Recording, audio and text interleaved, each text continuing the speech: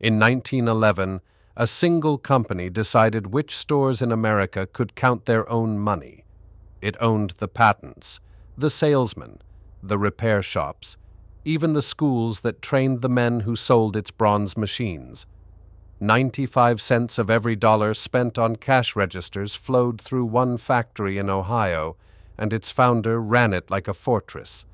Spies, blacklists, price wars, and a legal team that buried anyone who dared to compete.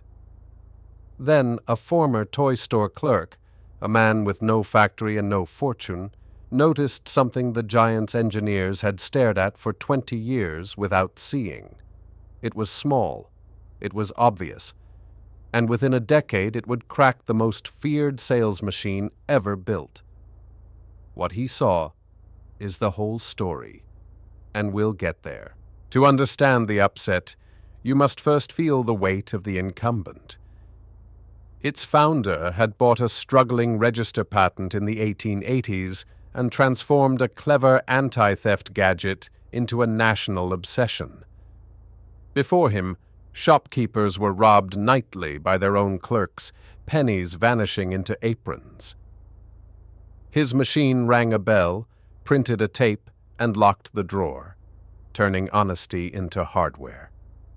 But the true genius was not the invention. It was the selling.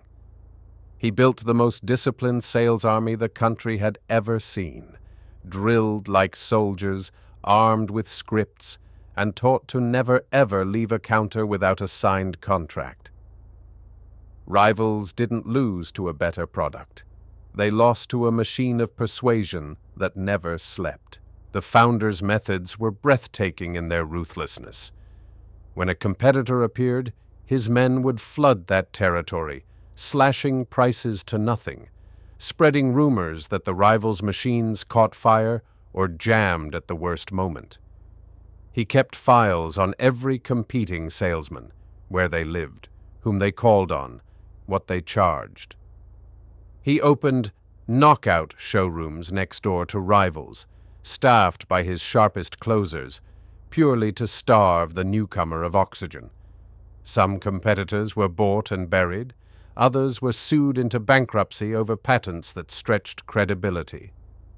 The result was total. By 1910, the company controlled the cash register the way a lock controls a door. To sell registers in America, you first had to survive him. Almost nobody did. But here is the crack, hidden in plain sight. The giant sold one thing, and one thing only, machines that guarded cash. Its entire universe revolved around the moment money changed hands at a retail counter. And because that market was so profitable, so completely conquered, the company saw no reason to look anywhere else. Why would it? It owned the counter. Yet just beyond that counter sat a different problem entirely, not guarding money, but calculating it.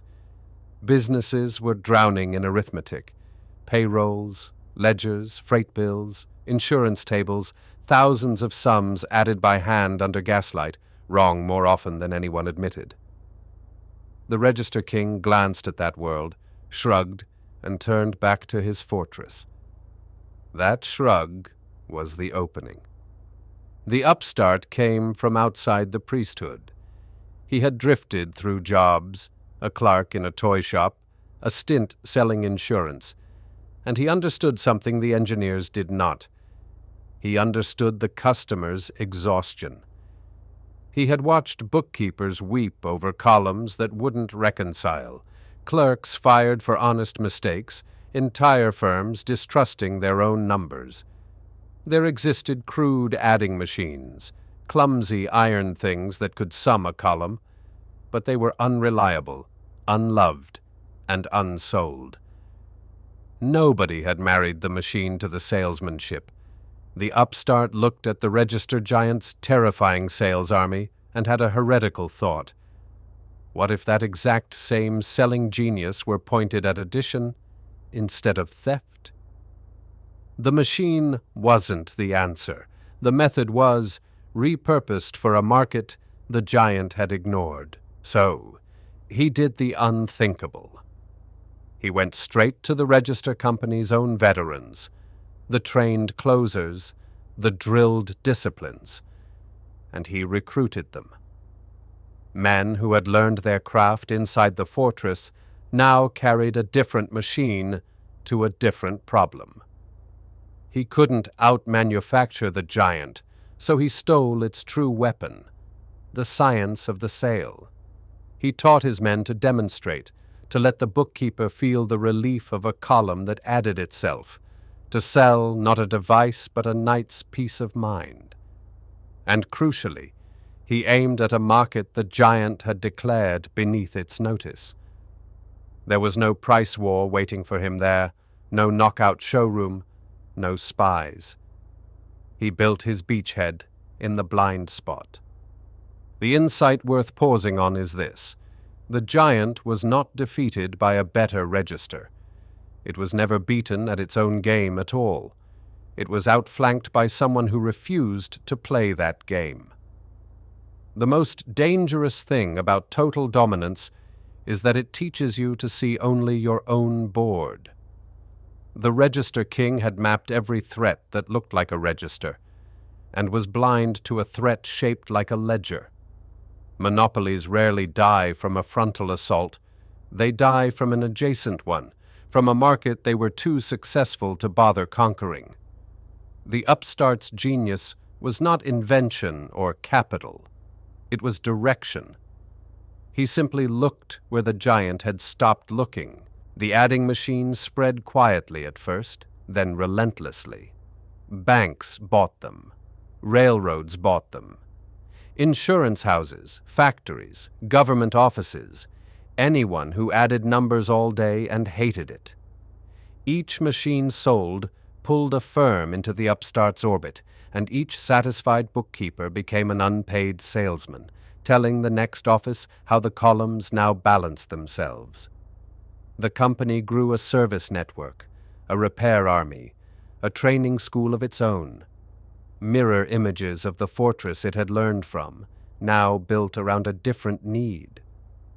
And with every year, the giant's shrug looked more expensive.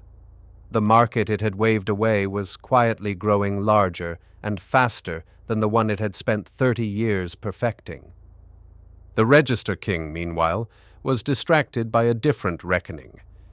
Its very ruthlessness had drawn the eye of the government. The spies, the blacklists, the price wars, the buried competitors, all of it became evidence.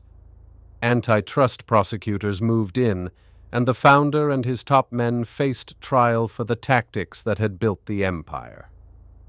The fortress that had crushed every rival now had to defend itself against the nation itself. Convictions came down. The methods that made the giant untouchable at the counter made it a target in the courtroom. While it fought for its life, the adjacent market, the one it had ignored, kept compounding, and the upstart kept building, unbothered, in a corner of commerce. The giant had never fenced off. Then came the true irony, the payoff of the whole story. The upstart's adding machine business grew so strong, so fast, that it began to reach toward the very thing the Register King had never imagined, a machine that could not only add, but sort, tabulate, and remember. Punch cards, data, the seed of an industry that would one day dwarf every cash register on Earth. The clerk who had been laughed past the fortress door was now standing at the frontier of a new century's arithmetic. The giant had owned the moment money changed hands.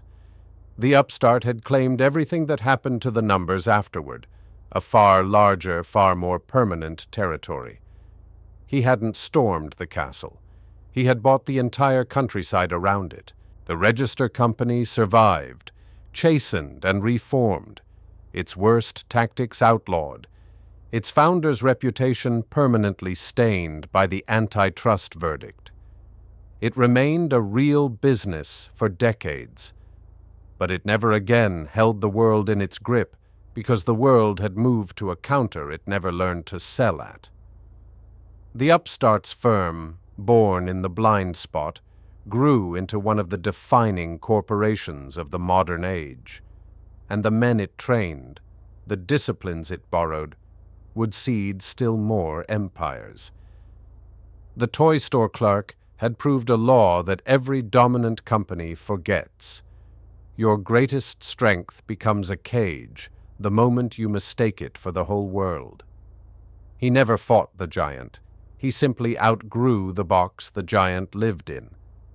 There is a specific lesson here that outlives both companies, and it's sharper than innovate or die. The Register King did innovate, constantly, obsessively, but always within the same problem. He optimized himself into a corner. Real disruption almost never arrives as a superior version of what you already sell. It arrives as a solution to a problem you decided wasn't yours. The habit the giant refused to break was not a bad product or lazy engineering. It was the belief that its market and the market were the same thing. Every incumbent tells itself that story.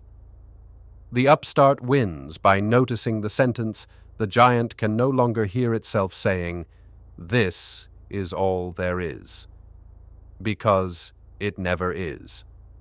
So the next time you see a company that seems untouchable, that owns the patents, the salesmen, the courtrooms, the very habits of its customers, ask the question the Register King never asked. Not, "Who can beat me at what I do?" but "What am I too successful to bother doing?"